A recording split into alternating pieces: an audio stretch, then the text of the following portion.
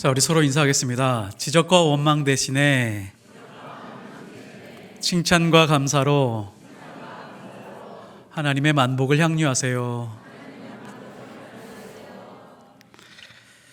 자, 오늘 말씀의 제목은 선택받은 자 그 능력은 무엇인가? 라는 제목으로 하나님 말씀 전하겠습니다.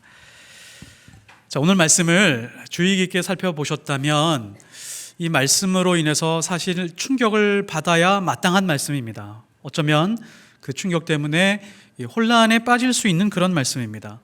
11절을 다시 한번 말씀드리면 그 자식들이 아직 나지도 아니하고 자식들이 아직 태어나지 않았습니다. 무슨 선이나 악을 행하지 아니한 때에 택하심을 따라. 이 말씀은 인간의 이성을 마비시킬 만큼 굉장히 강력한 말씀입니다. 하나님이 누군가를 선택하셨는데 한 사람이 태어나기도 전에 이미 무언가를 구별해서 선택을 하셨다라고 말씀을 하시고요. 이 사람이 태어나서 착한 일을 했는지 악한 일을 했는지와 상관없이, 그거와 상관없이 하나님이 선택하셨다라고 하는 말씀을 우리에게 주시고 계십니다. 이 말씀이 왜 충격적일까요? 뒤집어 보면 이렇습니다. 이 말씀을 뒤집어 보면 하나님이 누구를 선택했다라고 하는 것은 누구는 버렸다라고 하는 의미를 담고 있기 때문입니다. 이것이 우리가 생각할 때 이해가 되지 않고 납득이 되지 않는 부분입니다. 이렇게 생각할 수 있습니다. 우리가 아이를 임신했어요. 아이가 태어났습니다. 두 아이가 있는데 하나님이 이 둘 중에 하나는 선택하고 둘 중에 하나는 선택하지 않을 수도 있다라는 말씀으로 받을 수 있기 때문에 그렇습니다. 또 우리 부모님을 생각하면 부모님이 우리를 키우기 위해서 평생 고생하시고 우리에게 사랑을 베풀어 주셨는데 어머니나 아버지 중에 하나님이 누군가는 선택하지 않을 수도 있다는 결론에 도달할 수 있기 때문입니다. 다른 거는 다 차치하고라도 그러면 하나님은 나를 선택하셨느냐, 그렇지 않았느냐가 훨씬 더 중요한 문제로 우리에게 다가옵니다. 우리는 열심히 교회 생활하면서 직분도 받고 열심히 다른 사람을 섬기기도 하고 때로는 전도도 하고 많은 일들을 해왔지만 하나님 앞에 갔을 때 나 너 모르는데, 나 선택하지 않았는데 너 왜 여기 있니? 라고 하면 굉장히 충격적일 거다라고 하는 것이죠. 이 말씀 때문에 셀 수 없는 그런 이단들이 등장하기도 했습니다. 이것은 우리가 태어나기도 전에, 내가 죄를 짓기도 전에 결정된 일이다 라고 성경은 못 받고 있어서 우리를 굉장히 당혹시킵니다. 여기 이 자리에 계신 분들에게 한번 질문해 보고 싶습니다. 하나님이 여러분을 선택하셨나요? 그리고 선택했다라고 하는 증거를 분명하게 가지고 계신가요? 대답이 너무 확실하게 있으십니다. 사실 이 질문이 이단들이 많이 사용하는 질문 중에 하나인데 우리는 이 질문에 대해서 분명한 해답을 가지고 있을 수 있어야 됩니다. 성공한 사람과 실패한 사람들은 원인이 있습니다. 어떤 사람이 성공하면 열심히 공부했기 때문에 성공했지, 집안이 좋았기 때문이야, 환경이 매우 좋았어, 그 시대에 태어났는데 그때 경기가 너무 좋았어, 무엇을 해도 사업이 번창하던 때야 라고 하면서 성공의 원인을 우리가 찾아낼 수 있습니다. 어떤 사람에게 실패의 원인도 찾아낼 수 있죠. 그 사람 좀 게을렀어, 공부하기 싫어했어. 어떤 사람은 집안이 너무 어려웠어, 공부할 여건이 되지 않았어. 혹은 환경이 좋지 못해서 시대를 잘못하고 났어 라고 하는 실패의 원인을 찾기도 합니다. 세상 사람들은 종교에서 구원의 원인을 찾기도 합니다. 착하고 성실하게 한 종교를 잘 섬기고 있으면 구원받을 수 있지, 지성이면 감천이야. 그래서 하늘이 감동받기 때문에 어떤 종교를 진실하게 잘 섬기면 돼 라고 그렇게 조상에게 혹은 어떤 종교의 어떤 원인으로 찾아갈 때가 있습니다. 그리고 우리 집안에서 어떤 원인을 찾아내는 사람들도 있습니다. 우리는 뼈대 있는 집안이야, 기독교 집안이야. 우리 친척들은 목사님들도 많고 권사님, 장로님들도 상당히 많이 계셔. 이런 식으로 구원의 근거를 집안에서 찾기도 합니다. 그러나 성경은 이 부분을 조금 더 긍정하지 않습니다. 구원의 근거는 성경이 가장 먼저 이렇게 얘기를 합니다. 내 속에는 구원받을 근거가 조금도 없다라고 못 박아 버립니다. 심지어 내가 스스로 믿었기 때문에 구원을 받았다라고도 말할 수가 없습니다. 이 선택받았다라는 이 믿음의 개념이 제대로 정립되지 않으면 우리는 끊임없이 혼란과 갈등과 방황 속에서 신앙생활을 할 수밖에 없을 것입니다. 로마서 9장에 나오고 있는 이 말씀 6절부터 13절까지를 잘 살펴보면 인물들이 등장을 합니다. 하나님이 이삭은 선택하시고 이스마엘은 배제하셨습니다. 그리고 야곱은 선택하시고 에서는 버리신 것 같은 그런 상황을 우리에게 보여주고 계십니다. 그러면 우리는 왜 하나님은 이삭을 선택하고 이스마엘은 버리셨는가라고 질문을 할 수 있죠. 어떤 사람들은 이렇게 대답을 합니다. 한 사람은 본처의 자식이고 한 사람은 서자의 자식이기 때문에 그렇다라고 대답을 하지만 이 대답이 야곱과 에서에게 가면 무너집니다. 왜냐하면 한 배 속에 태어났거든요. 한 배 속에 있는 아이 둘이 있는데 둘 중에 하나는 선택하기도 하고 한 아이는 선택하지 않은 것처럼 보일 수 있기 때문에 그런 대답이 마땅하지 않습니다. 누군가는 이렇게 설명하기도 하죠. 야곱은 하나님의 말씀 안에 있었다, 순종했다, 에서는 불순종했다라는 식으로 접근할 수 있습니다. 그런데 야곱의 삶을 보면 끊임없이 속이는 자였습니다.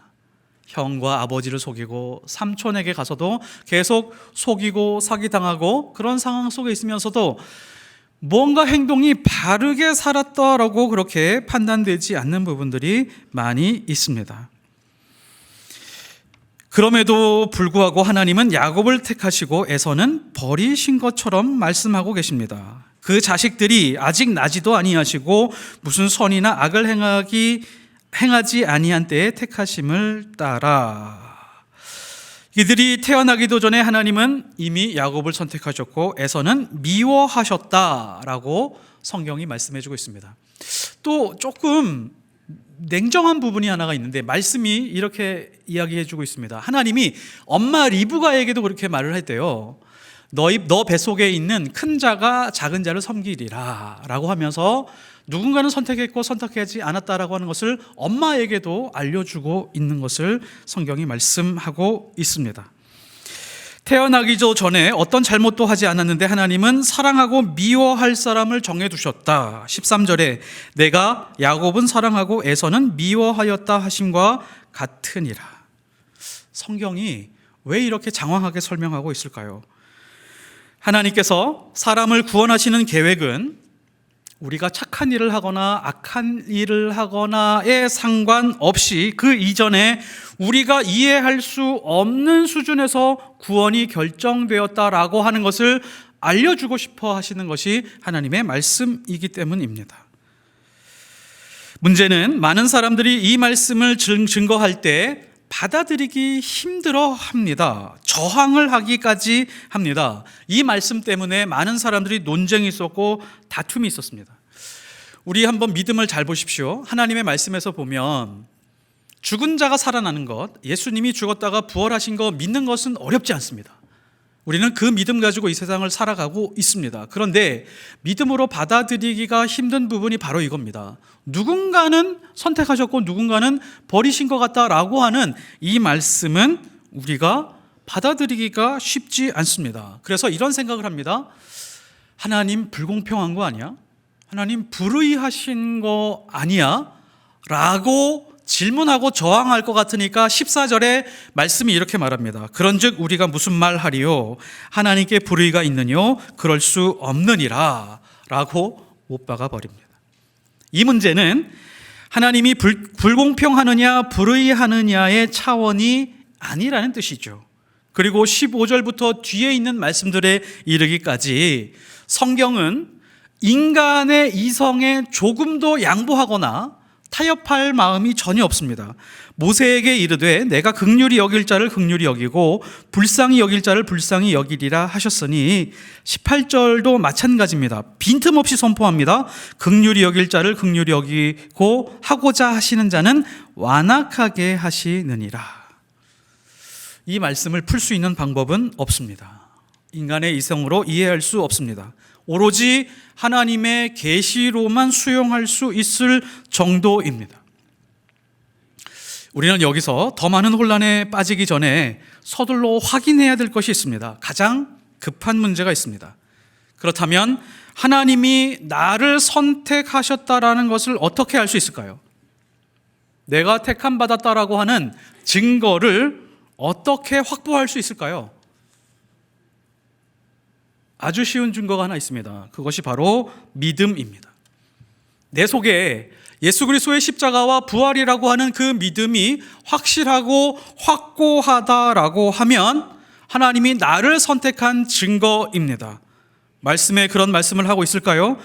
에베소서 2장 8절 너희는 그 은혜에 의하여 믿음으로 말미암아 구원을 받았으니 이것은 너희에게 난 것이 아니요 하나님의 선물이라. 우리가 무엇으로 구원받았다고요?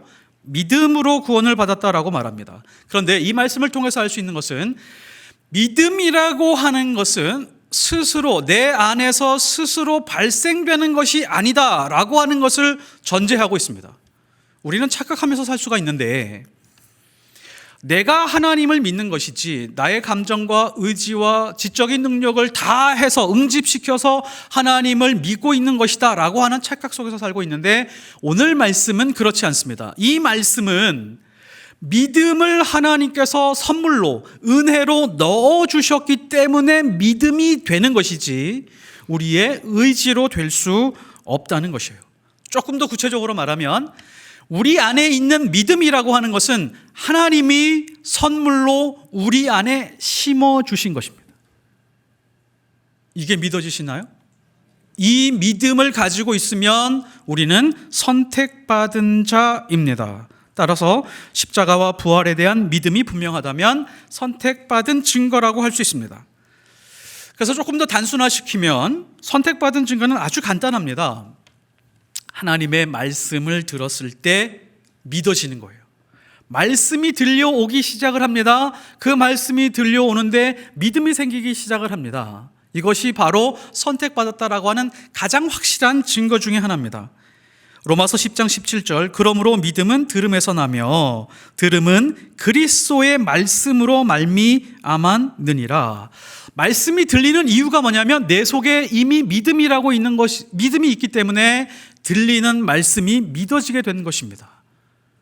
그러니까 하나님이 내 안에 믿음을 장착시켜 주신 것이죠.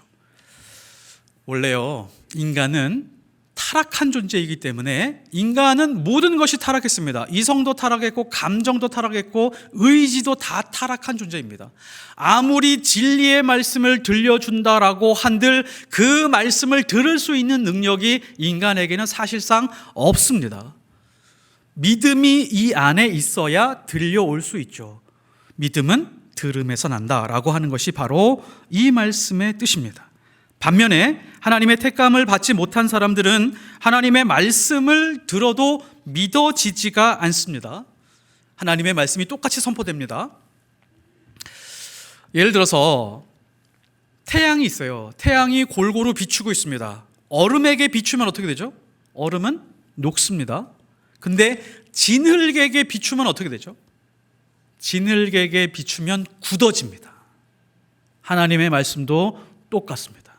어떤 사람에게 들려지게 되면 그 말씀이 믿음으로 들어와서 내 안에서 생명이 있게 되는데 어떤 사람에게 들려질 때는 그 말씀을 계속해서 벗어나거나 들려오지 않게 됩니다. 두 가지로 갈라지게 되죠. 진짜 하나님의 말씀이 선포될 때 어떤 사람들은 회개하게 되고요. 다른 한쪽은 오히려 강한 거부감을 표출하기 시작을 합니다. 그래서 하나님의 말씀을 듣고 죄를 뉘우친 적이 있으면 하나님의 선택받은 백성입니다.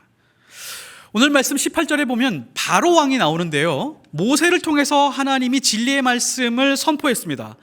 모세를 통해서 하나님의 말씀을 전했는데 바로 왕은 어땠죠? 마치 진흙처럼 마음이 굳어지고 완악해졌습니다.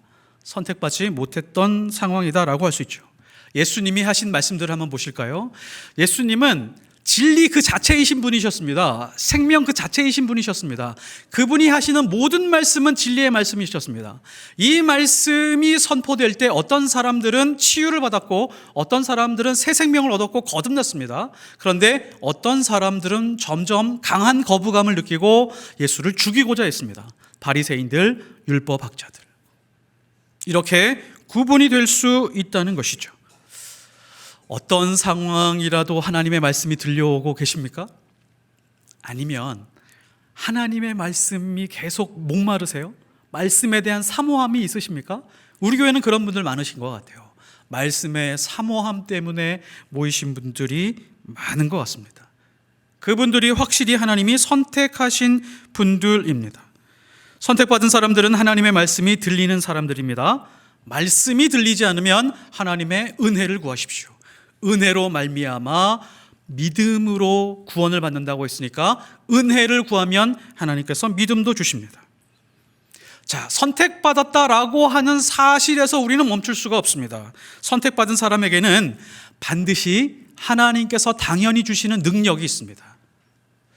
2011년에 신문에 어떤 기사가 났습니다. 인천의 한 노숙자가 잃어버린 가방을 찾아달라고 경찰서를 찾아갔습니다.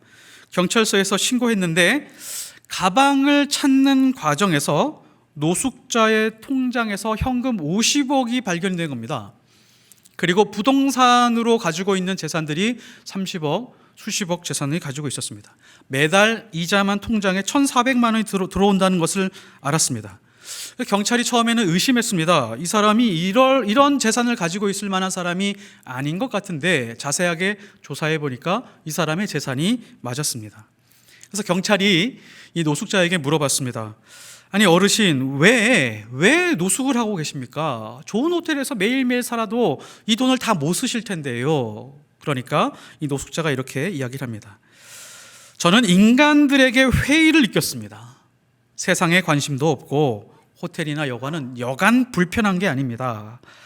이 사람은 인간답게 살 수 있는 모든 조건을 가지고 있는 사람임에도 불구하고 그냥 가방 속에 있는 돈만 바라보면서 기쁘게 살아간다라고 그렇게 이야기를 했다고 합니다. 자신에게 부유함이라고 하는 크나큰 능력이 있음에도 불구하고 이거를 조금도 쓸 줄 몰랐습니다. 이 사람은 육체적으로도 노숙자였지만 영적으로도 노숙자였던 사람입니다. 하나님이 우리에게 믿음을 주셨거든요.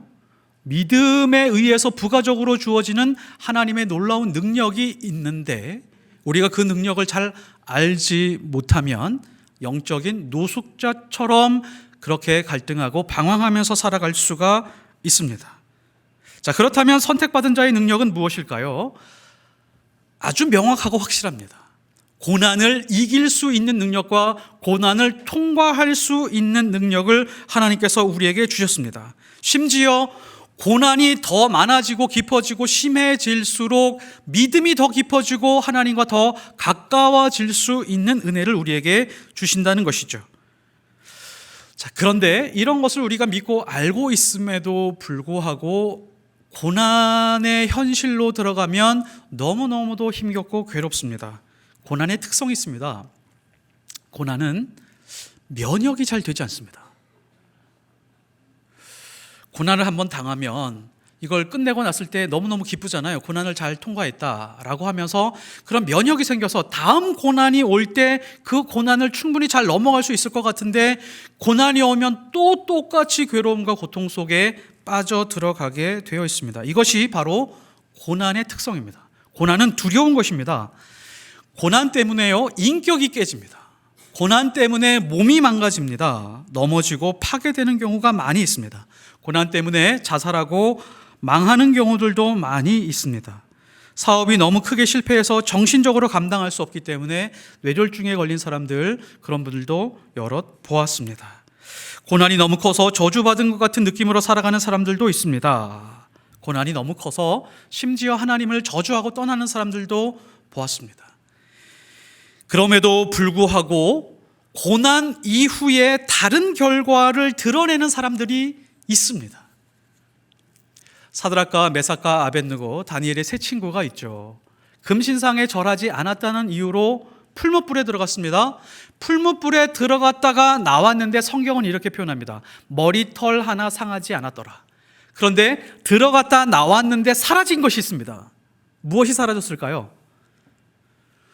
새 친구를 결박했던 밧줄이 사라졌습니다. 이 사람들을 묶고 있었던 모든 밧줄이 사라지고 나왔을 뿐이지 이 사람의 몸에 아무것도 손상을 입히지 못했었던 것입니다.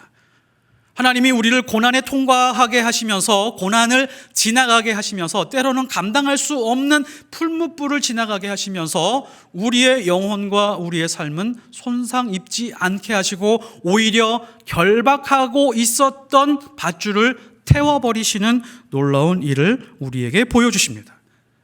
내 안에 있는 불순물과 나쁜 것을 태워버리십니다. 이것이 바로 선택받은 자의 능력이고 믿음을 가지고 있는 자들의 삶입니다. 왜냐하면 내 안에 나쁜 것만 사라질 뿐 좋은 것은 손대지 못하게 하나님께서 지켜주시기 때문입니다. 고난의 풀무불이 선택받은 자의 믿음을 없앨 수 있을까요? 절대로 그렇지 않습니다. 오히려 믿음을 정금같이 만들어주십니다. 이 믿음으로 담대하십시오. 고난 중에는 하나님께서 하시는 일은 밧줄만 태울 뿐입니다. 하지만 하나님께서 특별히 선택받은 자가 고난을 이기는 능력에서만 멈추게 하지 않으십니다. 이것을 위해서 선택하신 분이 아니십니다. 하나님께 선택받았다라고 하는 것은 고난을 지나서 무언가 해야 될 일이 있다라고 하는 것을 암시하고 있습니다. 내가 너를 왜 선택했는지 아니? 이러한 일을 위한 것이야 라고 하는 목적이 있다는 것입니다. 선택하신 이유가 있다는 것입니다. 그래서 고난을 통과한 것도 아직 절반을 이루지 못한 하나님의 뜻입니다. 이 고난을 지나가면서 우리가 때로는 쓰러질 때가 있죠. 넘어져서 절망스러운 그런 상황이 있겠죠. 그 상황에서 하나님은 목덜미를 잡아서라도 하나님이 하시고자 하는 일, 하나님이 가시고자 하는 그 위치까지 끌어다가 놓으실 겁니다. 심지어 나사로와 같이 죽은 상황이라고 할지라도 하나님은 죽은 자를 살려내서 하나님은 하나님의 일을 성취해 가십니다. 하나님은 우리를 어디로 이끌어 가실까요? 하나님은 우리를 지금 어디로 이끌어가고 계시다고 생각하고 계십니까? 축복의 자리요? 성공의 자리요? 어디로 가고 있다라고 생각하십니까? 정확하게 버림받고 사랑할 수 없을 것 같은 존재 앞으로 세우십니다. 이게 하나님이 이끌어가시는 위치이고 반드시 하나님은 그 자리에 세우실 겁니다. 야곱을 한번 보십시오. 하나님이 야곱을 선택하셨다고 했습니다. 에서는 마치 버린 것 같이 미워하셨다라고 합니다. 이게 구원에 대한 포기를 의미하는 것은 아닙니다. 그냥 어떤 특정한 상태에 대해서 말씀을 하고 있는 것이고요. 하나님은 야곱을 선택하신 다음에 누구 앞에 세우냐면 에서 앞에 세웁니다. 하나님이 에서를 버리셨다라고 하면 에서 앞에 하나님의 사람을 세울 이유가 하나도 없습니다. 그냥 버린 채로 그냥 살아가게 하면 되죠. 굳이 야곱을 에서 앞에 세우고자 하는 하나님의 뜻이 있습니다. 야곱은 장자권 하나 때문에 형과 아버지를 속이고 삼촌 라반의 집에서 20여 년 이상을 살았습니다. 결혼해서 잘 살다가 삼촌의 속임수 때문에 못 살겠다 싶어서 고향으로 돌아가는 계획을 세웁니다. 돌아가는 그 과정 중에 무엇이 있었죠? 야복강이 있었습니다. 야복강을 지나서 에서 앞으로 가고 있습니다. 여기서 중요한 부분이 야복강인데 이 야복강에 대해서 한번 잘 생각해 보십시오. 우리는 그동안 야복강에 대해서 이렇게 배웠습니다. 이 야복강이라고 하는 사건은 사실은 에서 때문에 생긴 사건인데 우리는 이 말씀을 이렇게 배우고 듣고 선포하는 사람들이 있습니다. 야복강에서 하나님을 만나라. 야복강에서 하나님과 씨름해라. 하나님이 축복을 주실 때까지 하나님 앞에 부르짖어라. 하나님의 보좌를 흔들 정도로 하나님 앞에 매달려라. 그러면 하나님께서 은혜를 부어주실 것이다 라고 하나님의 축복을 받으라 라고 하는 말씀으로 야복강에 대해서 말씀을 들었었습니다. 그러나 야복강에서 씨름은 하늘의 축복에 대해서 말하고 있는 것이 아닙니다. 하나님이 야곱의 인생을 이끌어가면서 야곱을 에서 앞에 세우기 위한 강한 의지를 보여주시는 곳이었고, 그리고 에서는 그것을 거부하는, 야곱은 그것을 거부하는 고집스러운 싸움의 현장이었습니다. 하나님이 굳이 에서 앞으로 끌어갈 이유가 없잖아요. 에서는 그냥 그 땅에서 잘 살면 됩니다. 에서와 야곱이 만나게 하지 않으실 수도 있었습니다. 야복강에서 하나님이 진짜 축복을 주시려고 하셨으면 너가 정말 에서를 두려워하는구나. 그래, 알았어. 내가 너의 두려움을 제거해 줄게 라고 하면서 에서를 피하게 해주실 수도 있었을 것입니다.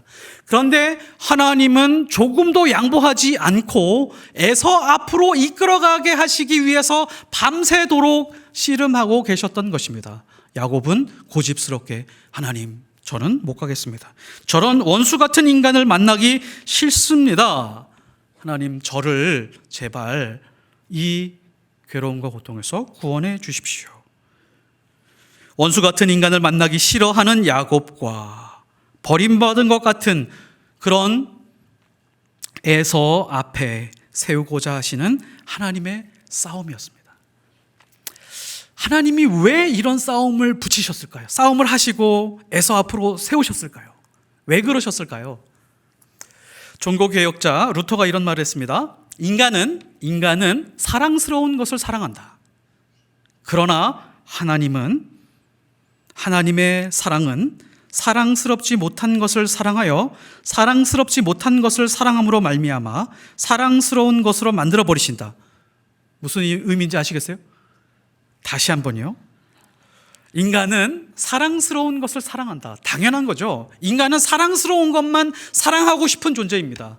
그런데 하나님의 사랑은 사랑스럽지 않은 것을 사랑하게 하심으로 말미암아 사랑스럽지 않은 것을 사랑스러운 존재로 만들어가게 하신다는 겁니다. 누구를 그렇게 만들게 하기 위해서 선택하셨을까요? 하나님이 인간을 선택하시는 이유는 뭐냐면, 너희는 사랑스러운 것만 사랑하는 사람이 아니라 사랑스럽지 않은 존재를 사랑하면서 사랑스러운 존재로 맞아들이게 하는 사람으로 우리를 선택하신 겁니다. 이것이 바로 하나님의 사랑이시고 하나님이 우리를 자녀 삼으신 이유이시고 예수 그리스도를 이 땅에 보내셔서 십자가를 지게 하신 가장 중요한 목적입니다. 하나님이 정말 사람을 누군가는 버리셨을까요? 하나님의 마음속에는 이 세상 누구도 버리고 싶은 마음이 없으셨습니다. 버리고 싶은 마음이 없으셨기 때문에 사랑할 수 없는 존재, 죄인이고 타락하고 원수되었던 인간이라고 하는 존재를 위해서 예수 그리스도를 보내신 겁니다. 사랑할 수 없는 그 존재들을 내가 사랑함으로 말미암아 사랑스러운 존재로 바꾸어서 내가 너희를 사랑하겠노라. 너희들도 이런 사랑으로 살아갔으면 좋겠다. 야곱을 에서 앞에 굳이 환도뼈를 쳐가면서까지 에서 앞으로 세우시고자 하는 하나님의 깊은 의도가 바로 이것입니다. 에서가 무엇을 만나고 무엇을 보고 무엇을 경험했을까요? 야곱은 무엇을 만나고 무엇을 보고 무엇을 경험했을까요? 두 사람 다 놀라운 것을 경험했습니다. 창세기 33장 10절, 내가 형님의 얼굴을 배운즉 무엇을 본 것 같다고요? 하나님의 얼굴을 본 것 같사오며 형님도 나를 기뻐하십니다. 형님이 나를 죽이기 위해서 400명으로 군사 같은 사람들을 데리고 오면서 야곱을 다 초토화시켜서 죽이고 싶은 마음을 가지고 있었지만 동생 야곱의 얼굴을 보고 기뻐하고 보호해주고 싶은 마음이 들었었습니다. 이게 하나님의 기쁘신 뜻이었습니다. 하나님은 겉으로 보시기에는 냉정하고 냉철한 분인 것 같지만 하나님만이 가지고 계시는 놀라운 사랑의 깊이가 있습니다. 하나님이 우리를 선택하신 이유가 바로 이겁니다. 예수를 닮아간다라고 하는 것이 바로 이것입니다. 내가 도저히 사랑할 수 없는 사람을 만나게 되어서 그 사랑스럽지 않은 존재를 사랑스러운 존재로 만들어서 사랑할 수 있는 사람, 그리고 하나님의 얼굴을 보면서 서로 기뻐할 수 있는 상황으로 우리를 이끌어 가시는 것, 이것이 바로 하나님의 기쁘신 뜻입니다. 그래서 우리는 수많은 고난을 지나갔습니다. 수많은 고난을 경험했습니다. 그 고난 중에 십자가를 알게 되고 하나님의 고통을 알게 되고 은혜를 경험하게 되었던 것이죠. 우리는 하나님의 사랑, 십자가와 부활을 믿습니다. 그 믿음만으로 하나님이 우리를 선택했다는 것이 확실합니다. 선택받았다는 믿음이 확고한 사람들은 불가능을 느끼지 못합니다. 실패도 의미가 있고 절망도 뜻이 있습니다. 나를 선택했기 때문에 절대로 망하지 않습니다. 아무리 고난이 있다라고 할지라도 담대할 수 있습니다. 심지어 인생의 가장 밑바닥에 있다라고 할지라도, 구덩이에 처박혀 있다라고 할지라도 수렁에서 건지시는 그 하나님을 우리는 반드시 경험하게 될 것입니다. 이 믿음은 하나님이 선물로 주신 것입니다. 만일 여기에서 멈추면 아직 우리는 하나님이 선택하신 이유에 대해서 잘 알지 못하는 것입니다. 하나님이 왜 우리를 선택하셨다고요? 하나님의 사랑과 은혜를 이 땅에서 충분히 누리라고요? 하나님의 사랑을 느끼는 시간보다 고난의 시간이 더 많던데요. 이 땅에서 하나님이 주시는 복을 누리고 다스리고 정복하게 하기 위해서 우리를 선택하셨나요? 아니요. 실패와 좌절과 절망이 훨씬 더 많던데요. 하나님이 우리를 선택하셔서 고난을 지날 수 있는 힘과 능력을 주신 이유는 사랑할 수 없는 존재 앞에 세워서 사랑스럽지 못한 사람을 사랑해서 사랑스러운 사람으로 받아들이는 수준에 이르기까지 우리를 이끌어가게 하기 위한 것입니다. 그 안에서 우리는 하나님의 얼굴을 보게 됩니다. 그 과정 중에서 십자가를 경험하게 되고 부활을 느끼게 됩니다. 그 일을 나타내시기 위해서 우리를 선택하신 것입니다. 이 땅에서 우리가 경험할 수 있는 가장 큰 능력이 바로 이것입니다. 세상에서 가장 크게 부유해 본 사람들, 가장 크게 성공해 본 사람들, 좋은 일을 해본 사람들도 이 안에서 느끼는 경험과 그런 은혜를 경험하지 못합니다. 그 안에 성령이 계시고 되고 충만함이 있고 말씀의 능력이 살아있고 예수님의 사랑이 있고 이 땅에 하나님께서 나를 보내신 이유와 목적에 대해서 알게 되고 경험하게 됩니다. 이것이 그리스도인의 능력이고 선택받은 자의 능력과 기쁨과 행복이고 낭만입니다. 이런 믿음으로 승리하시기를 예수 그리스도의 이름으로 축복합니다. 기도하겠습니다. 하나님 아버지, 우리가 언제까지나 하나님이 나를 부르셨나, 왜 부르셨나 라고 하는 것에 묶여서 더 이상 성장하지 못하고 그냥 상처받은 채로 머물러서 10년, 20년을 지날 때가 많이 있습니다. 교회에서 받은 상처가 많고 목사님들에게 받은 상처도 많고 그래서 좌절과 절망 중에 헤매일 때가 많이 있습니다. 하나님이 왜 우리를 선택하셨는지 그것을 분명하게 알게 하시고 고난을 통과할 수 있는 능력으로 우리에게 임하고 계시다는 것을 우리가 분명하게 깨닫게 하시며 하나님이 인도하시고 이끄시는 그 자리에서 하나님의 영광과 하나님의 얼굴을 보게 하옵소서. 그 안에서 십자가와 부활을 경험하게 하시고 성령의 충만을 경험하게 하시며 말씀의 살아있는 능력을 경험케 하옵소서. 예수 그리스도 이름으로 기도드렸사옵나이다. 아멘.